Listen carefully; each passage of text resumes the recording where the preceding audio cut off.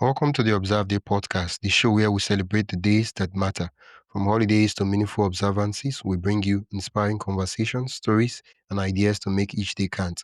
Whether it's raising awareness, learning something new, or simply sparking joy, this is your space to explore the calendar in a whole new way. I'm your host, Wisdom Okonkwo, and I'm excited to share today's observance with you.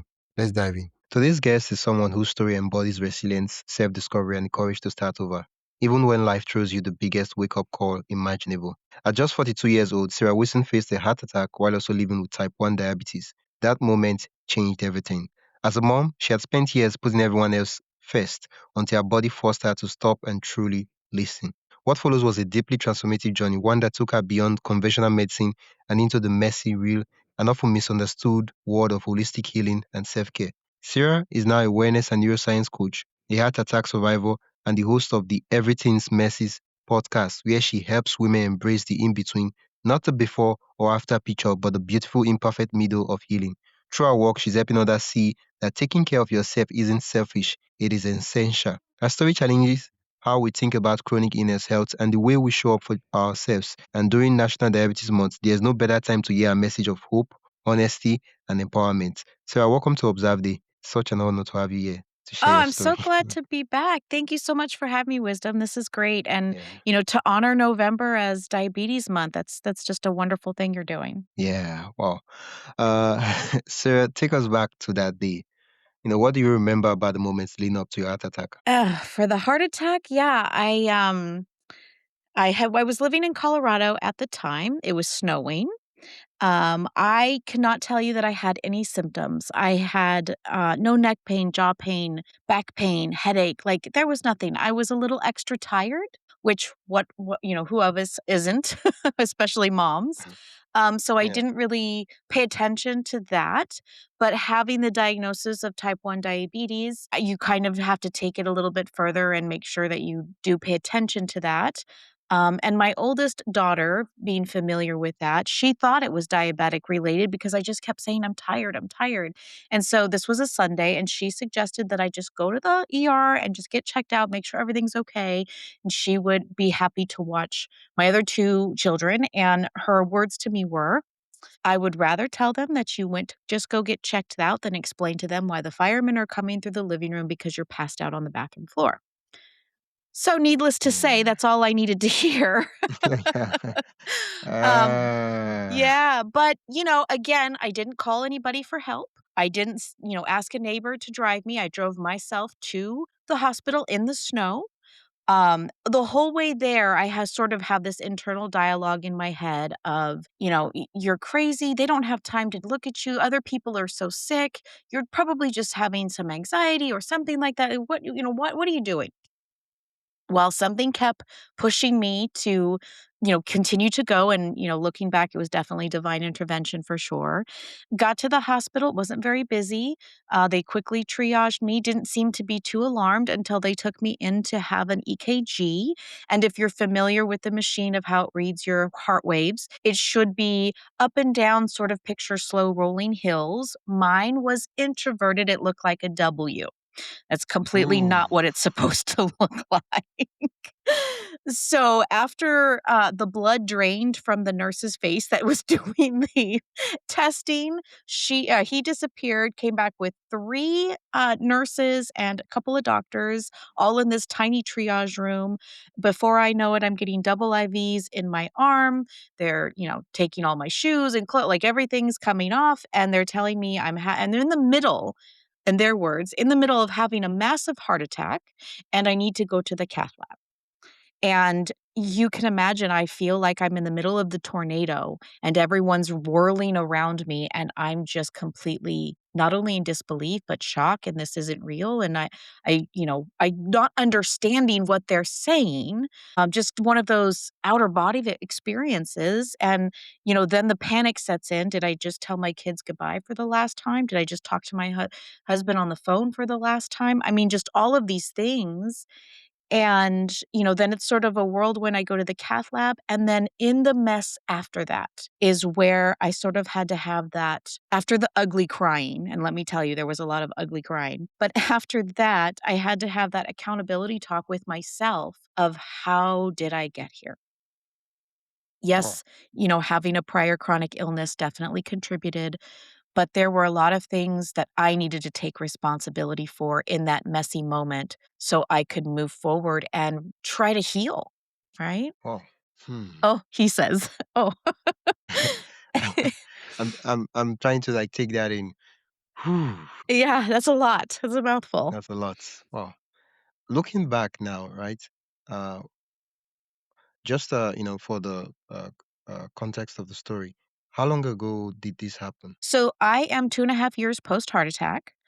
So it's still Okay. fairly new, but enough distance to get really good perspective and take some, very um, serious things to do for healing.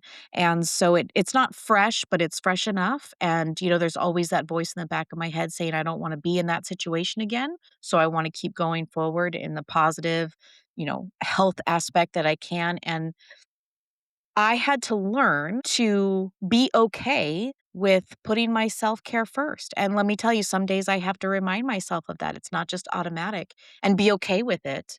But I'm definitely a lot better than I was, and I know why I'm doing it, and I'm much better for it. I'm much better mom to my kids for being able to say, "Okay, I need to go take a 15-minute walk. I need to do this for myself. You're gonna be okay. It's all right." And then I'm much better instead of what they used to call me as like the crabby mom, where I would come in and short tempered and, was very flustered and all of these things. They know now that if I take these short breaks for myself, I'm much better not to be the crabby mom. Yeah, yeah. Oh, looking back now, 2.5 years later, what were some of the signs your body was giving you that you ignored? So again, I had no symptoms. And that's the hardest thing, especially for women. When we talk about heart health specifically for women, a lot of times there isn't signs. But if you don't have good tools built in to manage your stress, while it may not present as a heart attack for you, your body is still dealing with that high stress. So we're talking adrenal fatigue, cortisol inflammation, headaches, things that you think maybe just come with the territory of being a mom, they really aren't. And if you aren't fueling your body correctly, if you're not getting the electrolytes you need, no matter the chronic condition or just every day, you're severely handicapping yourself for these types of events to creep up on you. So you just want to make sure that you're being diligent about what fuels your body the right way and taking those, minute, 2 minute, 15-minute breaks that you need to just to be calm and breathe are so val and I know it sounds stupid. What do you mean breathe? I had to learn, or rather relearn, really how to breathe. I didn't know this, but a lot of us are shallow breathers. It's, automatic pilot, we're just kind of breathing, but there's a lot of benefits to deep belly breaths and really taking that extra oxygen in, and I had no idea. I had no idea. So I Oh, had to learn how to breathe. wow. Wow. You keep Hmm. saying that. Okay. I'll stop vocally digesting the story. No, that's okay. That's okay. Wow. I said it again. Oh, okay. Okay. Catch me if you can. This Hmm. this has to be new for a podcast host to Uh, be at a loss for words. oh, yeah. You often describe yourself as the middle line, not the Yes. before or after picture, but the space in between. Yes. What does living in that middle space feel like? It's wonderful. It's actually and I still live in that middle space. I am not even close to the end of my journey, nor do I want to be. But what I've learned by allowing myself to let go of the before picture and be in the middle right now is first, I'm giving myself some grace. Nobody has it all figured out. Some of us may know more than others, but we don't have all the answers, nor should we. But every day we should want to be the best versions of ourselves and act accordingly from that and what that looks like, right? So being sick Yeah. with type 1, which is a chronic illness, and then, the aftermath of having the heart attack, those events while maybe necessarily not my fault, the healing part is my responsibility. So when I get to live in that middle part, I know every day I have to wake up and fuel my body correctly. I have to be cognizant of the stress, and I had to give my, type 1 diabetes a real, Before we dive deeper, I'd love to invite you to join the Observe Day newsletter. Every week, I send you highlights of upcoming observances, creative ways to celebrate, and behind the scenes extras from the shows. It's the perfect way to stay inspired and never miss a meaningful moment. Sign up today at observeday.com/join. That is observeday.com/join. Now, let's get back to the conversation. Place in my life so I could learn to manage it correctly. And I think a lot of the time I just thought if I ignored it, it would, I knew it would never go away, but I didn't want to really give it a place or acknowledge it. And now there's a place for it in my life, not all consuming, not obsessive, but there's a place for it where I know now these are the tools I'm learning to manage it. These are the tools I'm learning to live with it because people, I think, get bogged down sometimes of the term managing your type 1 diabetes or even if you have type 2, but really it's having to live with it. You don't get a day off, you don't get a vacation from it. You never know when that, low blood sugar is gonna hit and you need to have candy on hand or you're caught without candy on hand or juice or sugar or whatever it may be, and then you have to stress to find that. So it's really just taking those small steps to be as prepared as I can be, leave space and time knowing this is gonna happen, and even those times where I do get caught off guard, I just have to remember I need to give myself grace, and that's okay. Oh, what is happening to me today? I don't know. I have been attacked by one giant. I have no idea what to call that. I still don't know what's going on. But it's as though I've put myself in this frame that I would respond with "Wow, wow, okay." Oh, There's a lot of people again, and, I don't know if I can take a minute just to explain the difference. please do, Type please 1 do. Yeah. diabetes is an autoimmune disease where your blood cells starts attacking your good cells, and then it ultimately renders your pancreas, your organ inside your body, where it stops producing insulin altogether. So it's very, very serious, and I basically have a dead organ that lives inside me that doesn't work, and it can affect Ooh, all the systems in your body. yeah. Whereas type 2 diabetes is a metabolic disease.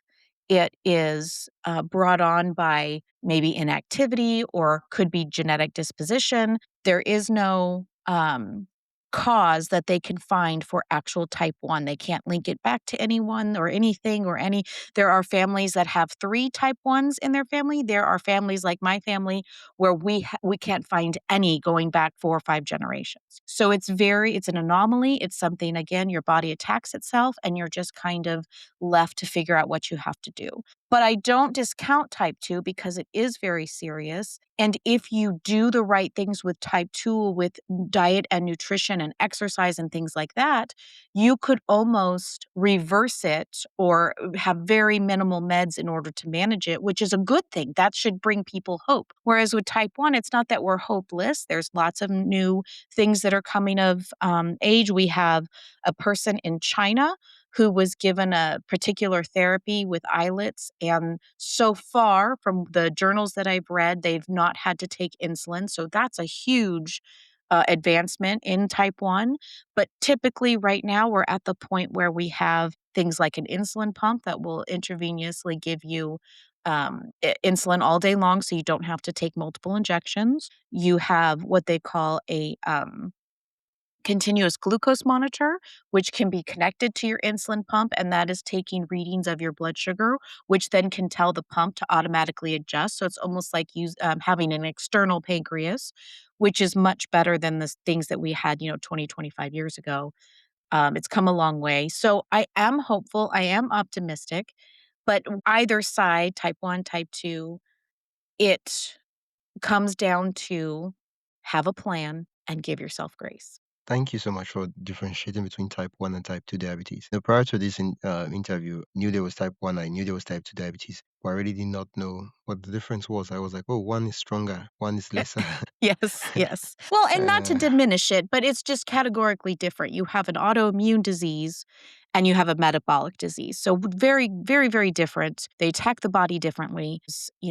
Lots of things seem to be out there for type 2, and that's great because it does seem to affect a bigger part of the population. There's only 7% of the whole diabetic population that are type 1. So that's not a very big amount, but it is out there. yeah. As a neuroscience coach, you did explain the brain's role in in the course of these type 1, type 2 um, diabetes. But as neuroscience coach, what is the role of the brain in chronic illness recovery, especially diabetes, especially in conditions like diabetes? Like how does where does the brain come in when in the recovery of a patient? Well, we could take this one or 2 ways. One, we have to realize we thought a long, long time ago that the brain was like concrete, that whatever was the way that it was just, there was no changing it, shifting it. Well, we've recently learned that neuroplasticity in the brain,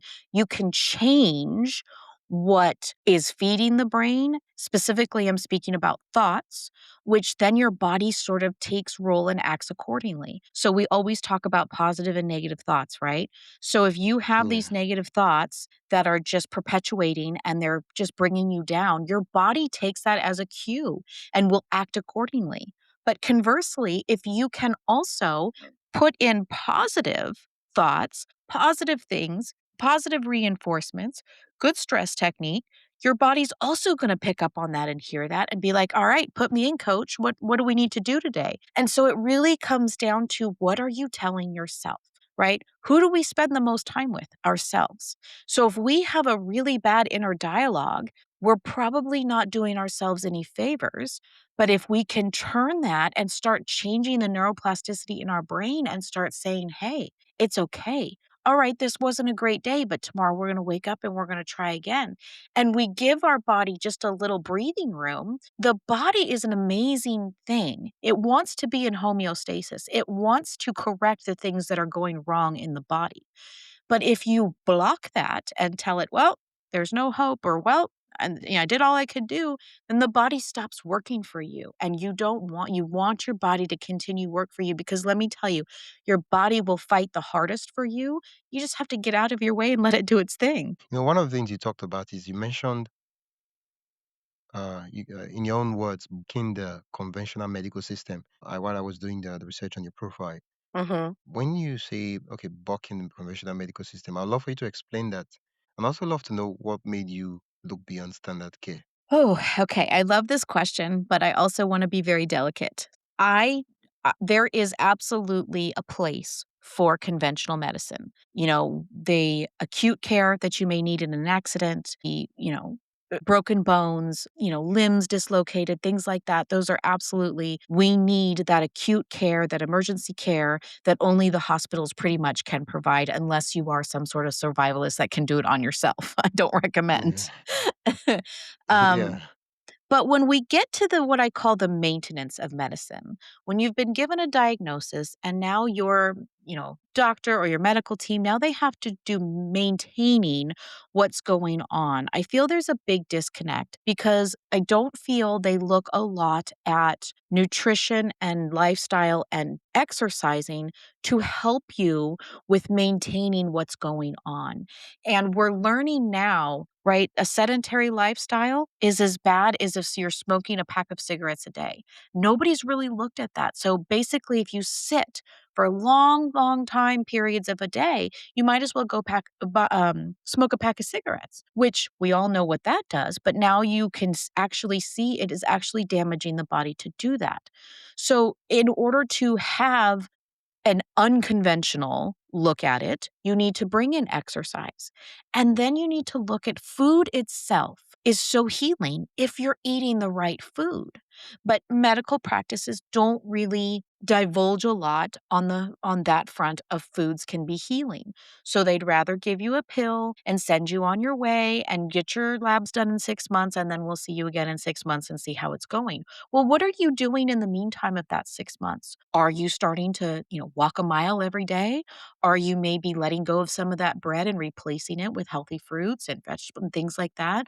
Are you trying to see what your body reacts to? Like maybe it doesn't like eggs and you have an adverse reaction to it, but let's replace it with some better protein. I mean, just things like that. And let me tell you, we are throwing jello against the wall and seeing what sticks, because if you don't know your body very well, we have to start from square one and see what we can work with.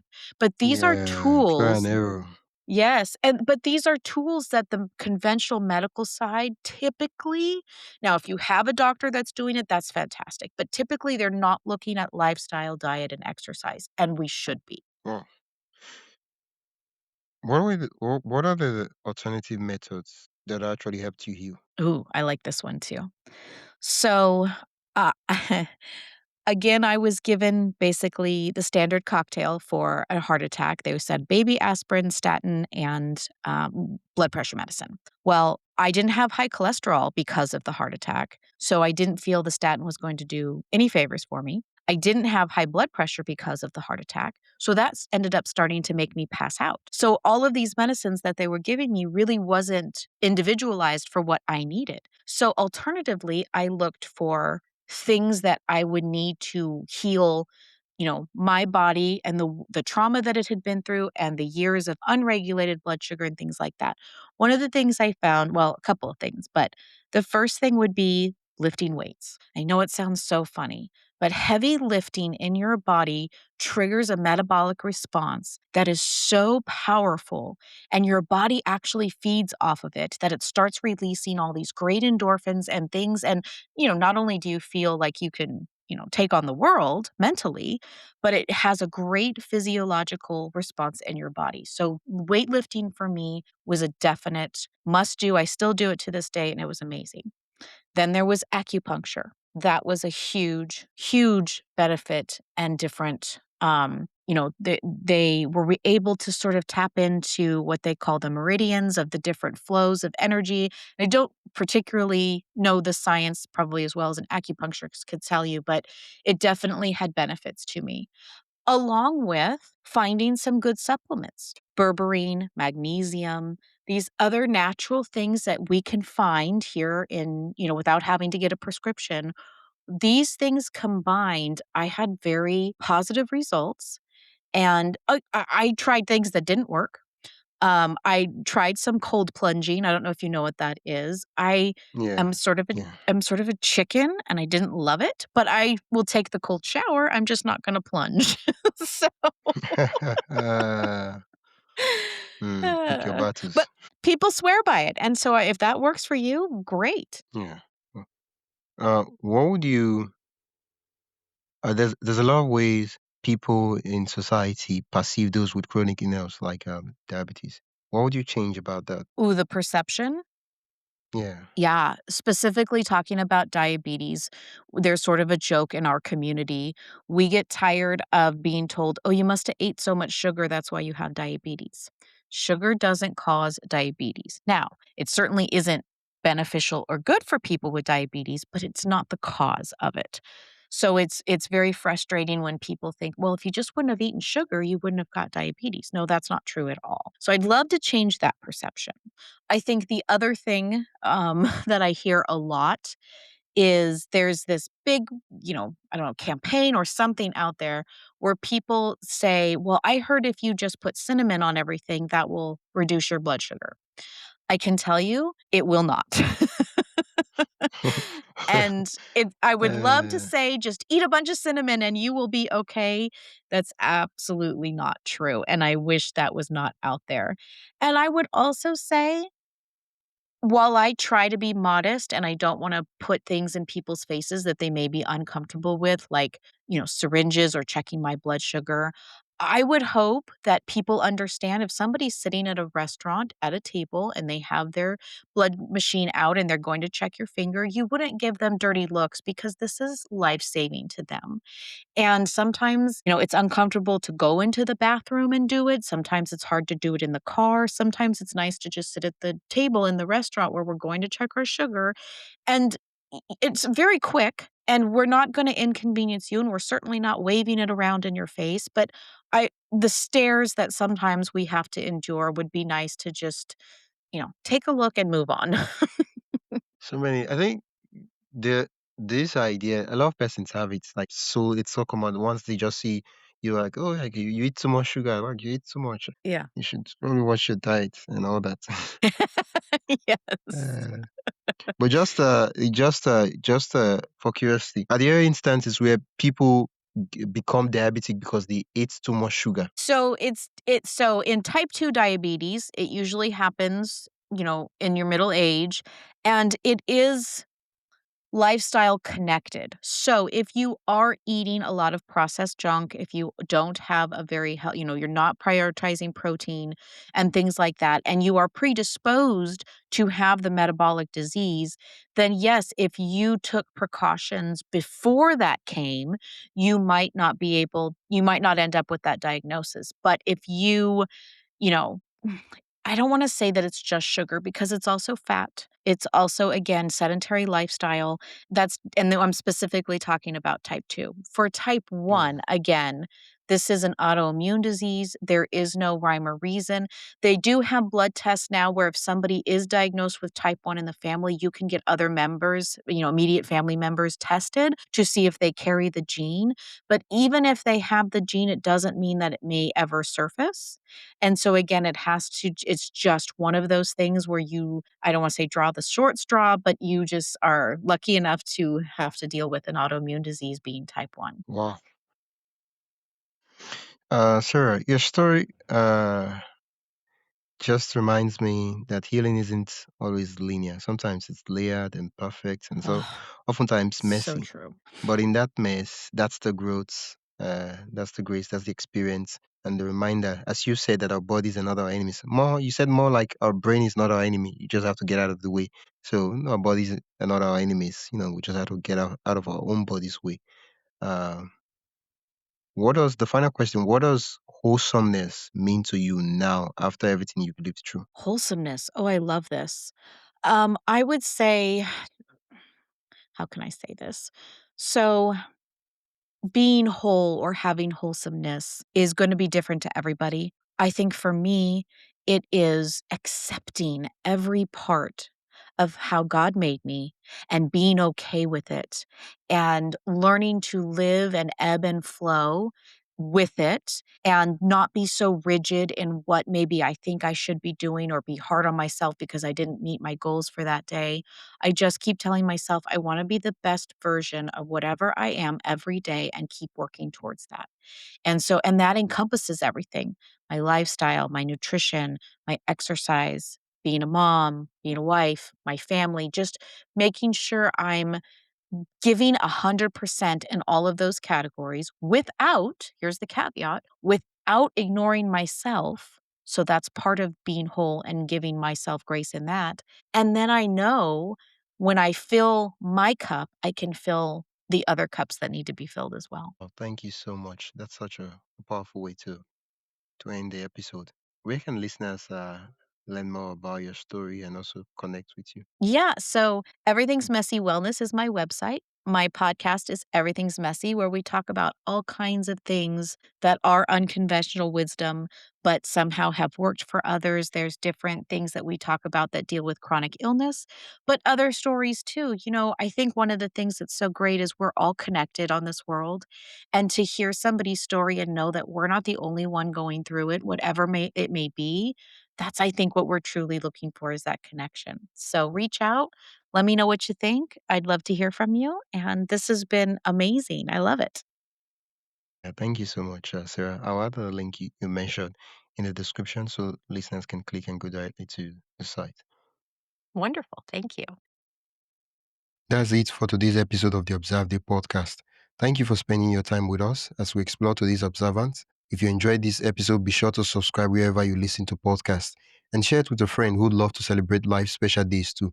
Don't forget to join the newsletter at observeday.com/join for more observance stories, tips, and updates. Until next time, keep finding meaning in every day.